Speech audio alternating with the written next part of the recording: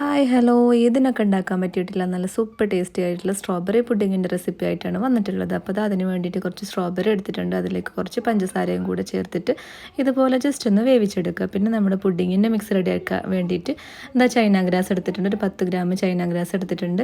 പിന്നെ ഒരു അര ലിറ്റർ പാലും കൂടെ തിളപ്പിച്ചെടുക്കുന്നുണ്ട്. അതിലേക്ക് ആവശ്യമായിട്ടുള്ള കണ്ടൻസ് മിൽക്കും ആവശ്യത്തിന് മധുരത്തിന് ആവശ്യമായിട്ടുള്ള പഞ്ചസാരയും കൂടെ ചേർത്തിട്ട് ആ ഒരു ചൈന ഗ്രാസും കൂടെ ആഡ് ചെയ്തിട്ട് നമ്മുടെ പുഡിങ് ട്രേയിലേക്ക് ഒഴിച്ചു കൊടുക്കുന്നുണ്ട്.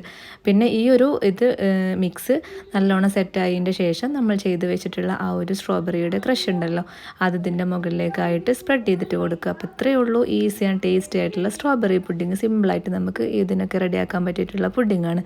അപ്പോൾ എല്ലാവരും ട്രൈ ചെയ്തിട്ട് നോക്കുക.